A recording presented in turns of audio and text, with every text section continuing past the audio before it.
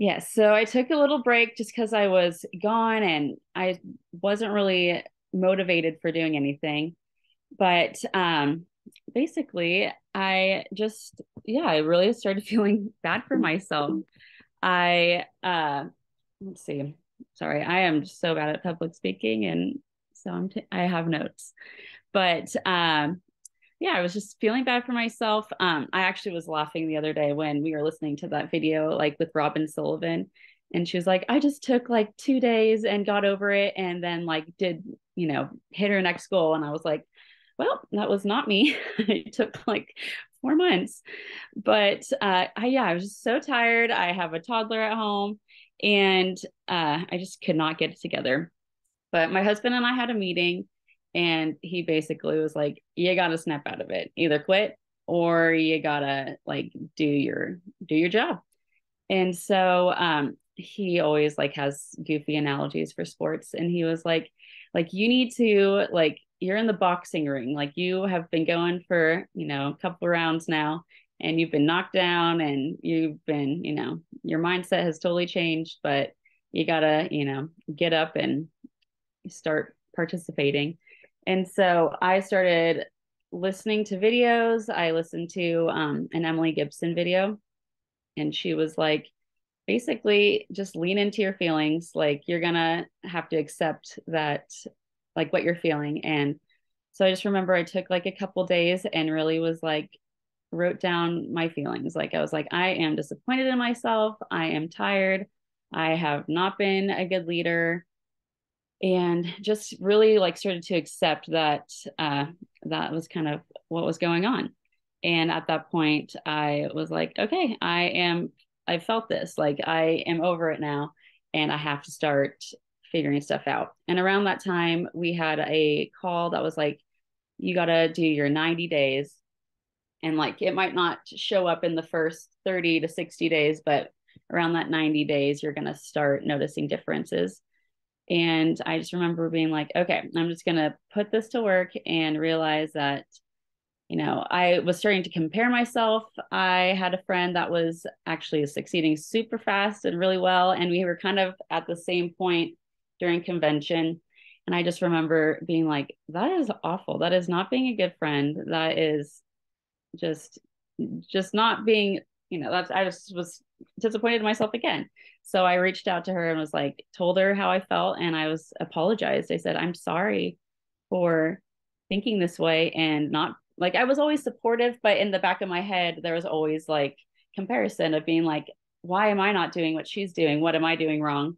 And I just had to realize that my timeline was going to be different. And so I started sending out samples, and I started messaging people. Like, I think I probably messaged 50 people in that first month. And not a lot of people were interested. They were like, oh, like money's tight. And I probably, will be more interested around the new year. And so I just remember being like, okay, I'm going to accept this and I'm just going to be patient. And so I just continued to create relationships with them. I talked non-plexus stuff all the time. I responded to the stuff. I commented on their posts. And let's see. And also the incentives were also really good for the last 3 months. So I just remember being like, if I just continue to get 3 people every month, like not push myself too crazily, but just stay consistent, I will start seeing some growth. And my points were up. They were starting to go up around October, but actually in November, I had some of my lowest points I've ever had actually since I started. And I was like, that is awful, but I'm just going to not compare myself to my points either. Like, wherever my points are, I'm just going to continue to do the work. And actually, December, I was at my highest. I grew by like almost 100 points. And I just remember starting to see like what I had started, months ago. And so I just remember being patient was kind of my key, like just realizing like not everyone's going to be on my timeline, and I have to just stop comparing myself and really just focus on like what my why was. And I think I had forgotten that I really was more into just looking at what others were doing and comparing. And that was totally the steal of my joy. And also was to give myself some grace because being a mom and a pregnant mom is really hard. And to just be like, yeah, it's okay to take, a moment off, but not to not do your work. You still have to do, like we were talking this weekend at our little retreat. And it was like, if we just do like one thing, like I think Emily Gibson's thing, I don't know if it was like do one, or whatever it was, but just if I'm doing something every day, regardless if it's my full IPA or anything, it's still keeping my mindset going. And here I am. So I'm hoping that if I just continue with this 90-day challenge, and had a lot of people do the reset, and I am going to continue with sharing about the reset because that was a big, big deal. So I guess that's it for me. All right, I need for y'all to tell Hannah, one, if you have questions, I want you to ask her, but I want you to tell her why you enjoyed her training because I have lots of words that are about to come out of my mouth to her, but I need y'all to tell her first. So y'all take it away and then I'll talk.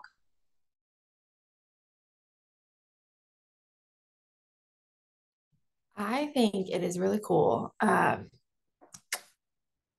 you didn't wallow in how you were feeling. Like there are so many times where like we're not in a good place in our business and we can get in that headspace, just like what you were talking about. And then we all just like kind of like stay stuck there. Like we want to get out, but we don't actually go do the actions to get out. We just sit there and kind of complain.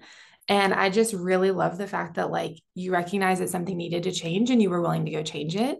And obviously that's panned out really, really well for you. So one, I'm just really proud of you because that's not always easy to force yourself to get out of that space that is hard. And so I think that's awesome. I'll go. I thought it was really cool how, like, even on like day 30 or day 60, like after you've done all this work and put all this effort in, like your points were like the lowest they'd ever been, but you didn't let your points define you or define your success, and you continue to push. And then that next month is when you started seeing growth. So that was really cool. So that's what I had to say. I go. Um, I really like that you didn't just sit there and watch a bunch of videos. You watched the videos and then you went and did the things that the videos said. So, because I feel like we forget that part a lot. I took lots of notes. And first off, you're a great teacher. And in our book, it talks about how 3%ers are like people that this comes naturally to, which by the way, this does come naturally to you because I know that because I've seen it and I've seen just like, oh yeah, I'm just talking to people and everything just starts flowing for you. But you're a great teacher because you just broke that down so well. So you started this off with, I'm not a great trainer. That is a big fat lie because you just gave me like 6 different ideas for different team calls. So thank you for breaking that down for us. I love that you talked to your husband.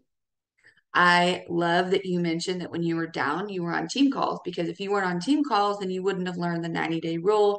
And I think that is so important for our teams to know. It's like, even when you're not feeling like it, you need to be on our Tuesday calls because if you're not, then you're going to miss the information that you're supposed to be hearing. And then I also really love that you talked to your husband. I think that's really, really cool. And that he was able to give you some wisdom and some tough love that you probably needed, probably wouldn't receive from anyone else. So, anyway, anybody else have anything for Hannah before we talk about this book? I was going to say one more thing, and I just Yeah. totally forgot, and then I just remembered. No. But I think it was really cool that you recognized that you were comparing yourself because I think that is like a huge step, and a lot of people will never come to that recognize that they are comparing, and they'll just sit in the wallow and they will continue to compare, and then they will just shy away and they will never progress. But the fact that you were able to recognize that you were comparing and that you were having those thoughts and that you took that recognition and you changed your mindset and you're like, no, I'm not going to do this. Like that is a huge, like, that's a huge thing for you to be able to do. Yeah, huge self-awareness for sure. I put brave. I was like, most people are not brave enough to go talk to that person and tell them. And like, anyway, And how did they receive that message when you talked to them, Hannah? She was super, like, she took it super well. And she was like, no, I totally understand. Like, that would be really hard, and was super encouraging. And also just was like, I forgive you. Like, let's just, Yeah, come together super. and yeah, I'll do whatever I can to help you. So it was really cool. Yeah. And then you said I asked her what she was doing and what was going well for her. I remember Megan Goff, who's one of my favorite leaders. She's actually gonna be our guest speaker in February. She I had just earned Silver Stars, and I'll never forget her coming to me as a diamond. And she goes, hey, I heard you just earned Silver Stars. Will you tell me what's working for you? And that was a huge leadership moment for me, learning that like you've never arrived. Like you need to be asking all the people all the time what's working well for them. And so that was actually one of the points of us doing these calls. So thank you, Hannah. You are wonderful. Thank you. All right, let's crack open this book, shall we? Oh, I love this book, y'all. I read this book for the very first time when I was senior gold. And let me shut my door. I read it when I was senior gold. I was not a great leader. I had lots of why not twos, but I had lots of why twos also. Lots of insecurity I was working through, lots of lack of confidence I was working through, lots of vision I was working through. Um, but I also really love that this is going to apply to everything. And he talks about that. Everything that we do, we have a why to and a why not to. Zach and I were talking last night, and I was like, every morning it's like, why do we need to make our bed or why should we not make our bed? And you choose based on these conscious why to's or these subconscious why not to's. And a lot of the times the why not to's win because I'm just laying on the couch. I really don't want to get up and go make my bed because that sounds uncomfortable. And this is way too warm on my couch. I think I'm not going to go make my bed right now because it's really not that important. Okay. Like everything we do has conscious why to's and subconscious why not to's. And so he talks about that on page 13. He says, why choose and why not choose? Your reasons why you thought you should do the thing versus the reasons not to do that thing. Your mind is like an infinite weighing machine. Every moment your mind is weighing your perceived benefit against your perceived cost. Y'all, let's take this into our plexus business for just a second. Okay. What are some of the why to's? What are some of the things that if you had to write on a list, in fact, if you have a piece of paper, I would love for you to do this. I'm going to do this, but what are some of the why to's for doing this plexus thing? I'm going to make a list of everything else. One of mine when I started was I was going to be able to date Zach more. We were going to be able to go on dates and get babysitters and take more trips together. So like that was a huge why two for me. What is a why two for you guys? One of one of mine was to pay down debt. Pay off debt. What else? To not have financial stress.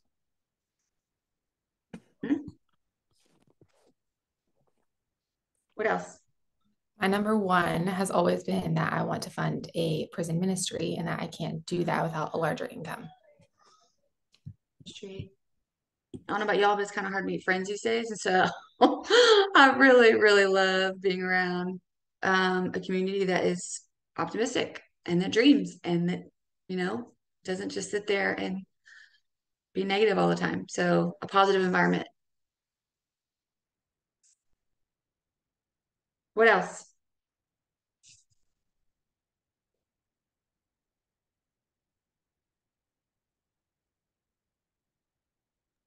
My initial one was to be able to stay home. I Yep. did not want to work anymore and be with my babies. Stay home, own your time. I think the personal growth, that's been a huge one for me. A space that encourages personal growth. Okay. One more. Anybody want to give one? Randy Page, did you give us one? We need one. What is it? Well, y'all all said mine, so Nope.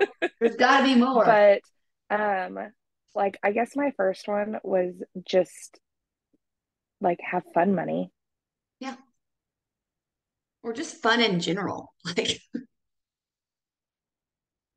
Like, I don't know about y'all, but like, I mean, I could be like, hey girls, on the internet, I could probably just invite like 10 friends. Hey, who wants to go to a retreat and whatever in Colorado? But like, it's way more fun when it's like you guys, and we already know what we're going to talk about. And if we talk about Jesus, it's going to be okay. Like, we already know. We have these built-in like fun times. Okay. So these are our conscious Y2s. These are things that when we step into this, we're like, yes, this is why I'm here. But what I love that he talks about here is that our Y2s are not winning most of the time. If you're not in activity, it's our why not tos that are going to win. It's the things when you're like, why can't I get motivated? Why can't I get out of this? Okay. The why not tos, like Hannah was talking about earlier, things like, I'm not as good as her. She's going faster than me. And I just don't know if I can measure up to that. Um, I've heard people tell me, I don't want to go emerald or I don't want to go diamond because it's going to take too much time. Like they have this idea of what a diamond life looks like, which by the way, you work far less at diamond than you do at emerald. But I'll let you experience that for yourself. Um, why not choose? I'm going to share some of mine and then I would love to hear from you guys. Um, my husband is on this call and so he's about to hear some of my why not choose and he's going to be like, oh, I did not know that. For a long time, one of my why not to's, something that really held me back. In fact, I was at Emerald for almost a year and a half, maybe two. I really can't remember how long it was, but it was a very long time because I told myself that if I worked my business like I knew I needed to, that it was going to ruin my marriage. I didn't know how to balance it. I didn't know. So do you think that I wanted to wake up and work my business every day when I thought that my business equaled poor marriage? Like you can't function in a space like that. Some of my other why not choose was I did not know how to make $20,000, $30,000 a month and be a Christian. Like, how can I make that much money and be a Jesus person? Like, I could not wrap my head around that.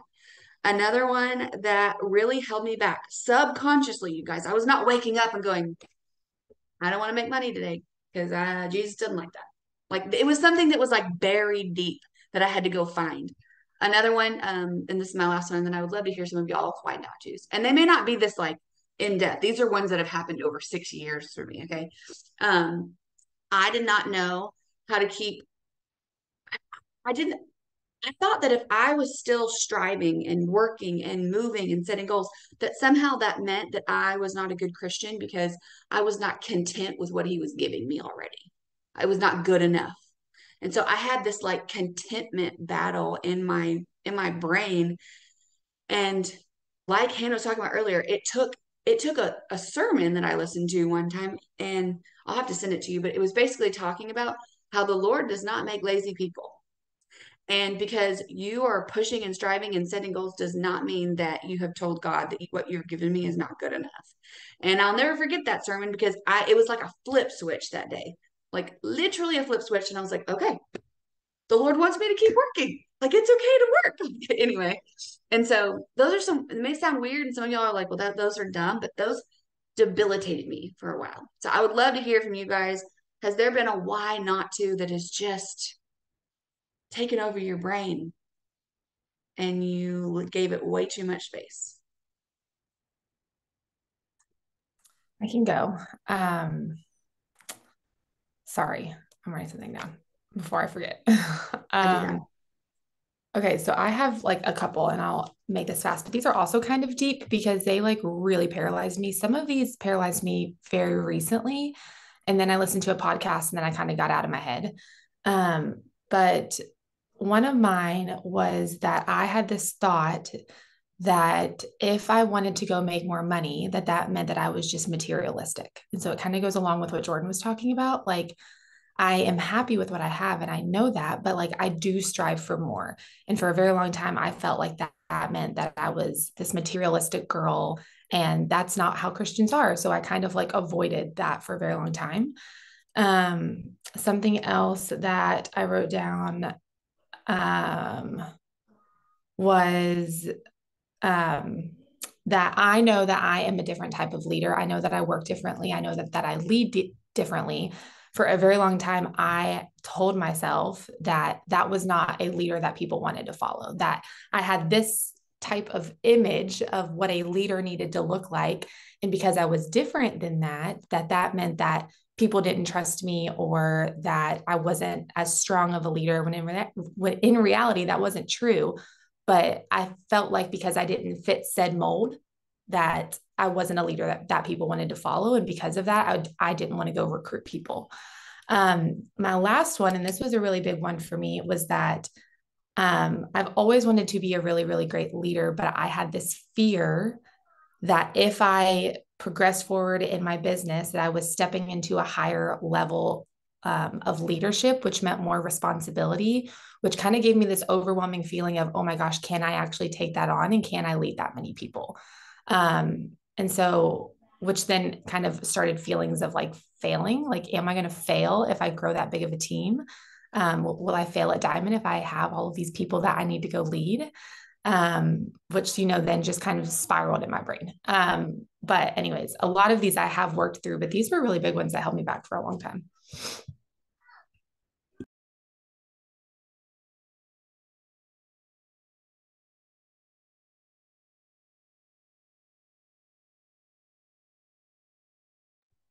Who else? Why not choose? And they don't have to be as deep. In fact, on the plane, I literally wrote a bunch of different why not tos that I've heard people say over the years. I would love to hear from y'all before I share this. I'll say one. I think one of mine is like obviously ranking up to Emerald. I think there's a lot of fear involved because you don't know, like, I don't know what that rank holds. Like, I don't know what's going to be required of me. I don't know how to lead an Emerald team. I don't know what time is going to be required of me. And so I think there's just a lot of fear because it's an unknown territory. And I mean, I had that fear, I think, going, Ruby and senior Ruby as well. And like, it's fine. Like, I survived and I'm okay. And so I'm like, I know when I go Emerald, I'm going to survive. Like, I'm not going to die. So I think it's just like this like mental block that I have to get over. Yes. Yes, you do. Pretty sure anytime we drop in a thread and they're like, who's going to be Emerald on your team next? And Emily always, wait, is Lauren Davis not Emerald yet? I'm like, nope, but she could be. Jordan. I think I just realized, I don't know if it was last month or the beginning of this month. It was like very recently that, yeah, like ranking up to senior Ruby is that, and even beyond that to Emerald, which has been a goal of mine forever, is like, I don't think I'll have enough time for that rank. And that's because I feel like I'm drowning in what I do now and what I have now. And I think, baby, mommy's talking. My toddler is awake. And so I think the lie is that I don't have enough time, but I think the truth in that is that I'm not managing my time well enough. And I haven't like tapped into what like true time blocking and time management could look like.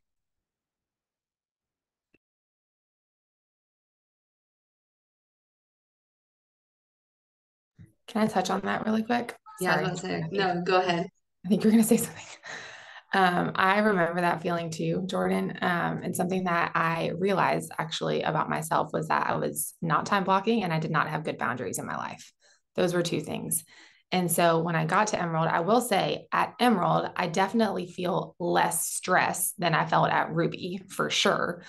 But I really had to go pour into like time blocking out my day, but more importantly, like setting boundaries. And I tell my team this all the time, like, I'm not the kind of leader that's going to be in my thread all day long because I have other responsibilities in my home that need my attention. And so like for a lot of the day, I go put my phone down and I'm not on it. And then when my kids are napping or whenever they're doing something, that's when I come back and I check my threads. So I totally get the whole like not having enough time thing, but I really think that setting good boundaries that are working for you, they have made my life way easier having a big team of people that I need to go help every day. So Yes, thank you. I love that you said that because literally on my whiteboard, like on my to-do list, is to actually sit down and set boundaries with my time, with my phone. And like even now, it's like how is it 6:15 and how am I supposed to work when my babies are awake? But I know everyone deals with. Before we move on to the next one, because we are almost out of time, Jordan, I remember being in a retreat with Jessica, and she said, if you have not set a goal to hire an assistant when you go Emerald, then you need to set that goal so that they can help you, asking for help. That's part of having a vision for this and making more money, is you have to spend money to make money. And so that was one thing that really helped me. I can't actually remember what my next one was, but that was a big one. Okay. What else? I'm just going to read y'all really, really quick what I wrote down on the plane as just like some that I've heard. Some people are like, they get this idea that they have to travel and host all these retreats and they have to do this thing. I'm like, well, I don't want to do that. That's not me. That's not my personality. And I also don't want that. Like, so some people have this idea that this is what this looks like and it has to look like this. Therefore, subconsciously, I don't want to work a business because I don't like hosting retreats. like, or something very simple like that, right? Um, I don't want to be on stage. That's not something that I want. I don't want to be in the spotlight. Like that's not something I want to do. Therefore, I'm not going to be successful because I'm a terrible speaker and I don't even want to step into that. I'm not her. I can't be a mom and a great ambassador. That's me.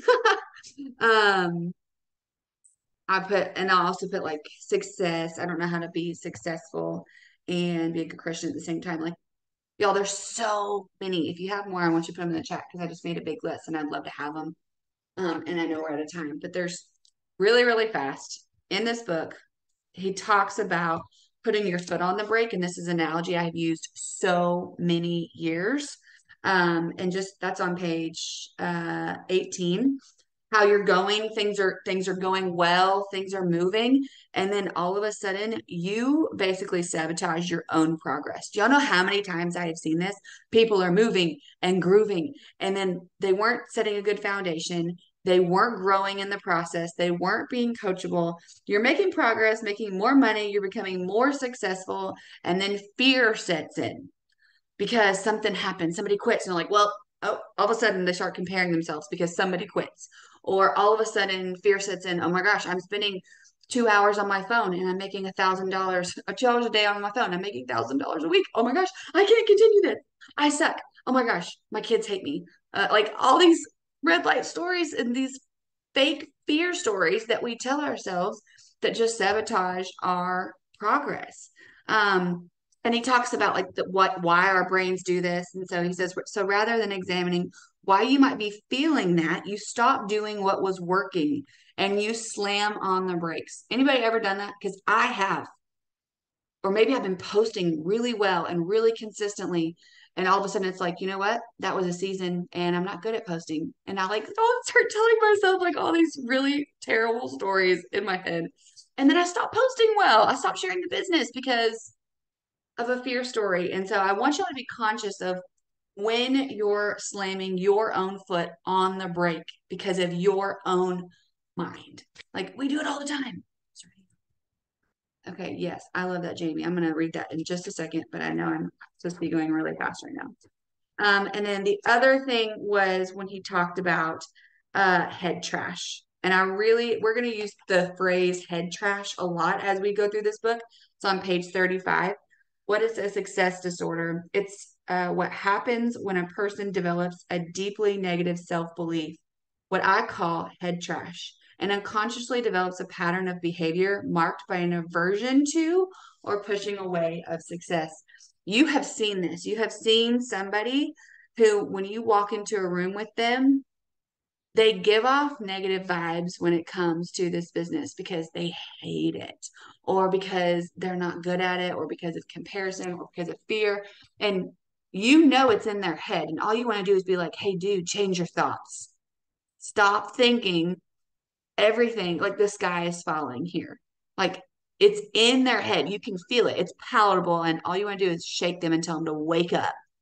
And I have been there so many times on coaching calls. And what I've found is that the only way for me to even help these people is to just ask really good questions like, what do you think about this? Like, I just had to learn how to ask really great questions around this. But all that to say, head trash is something we're going to talk about. This week, I'm going to put our homework in the group. I'm sorry, we're 3 minutes over.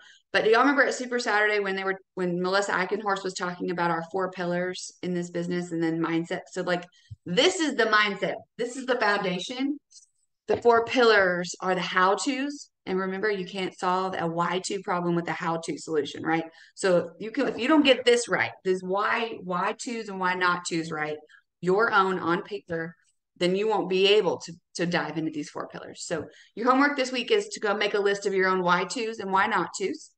You're going to watch a video on the 4 pillars and you're going to rate yourself. Which one am I really good at?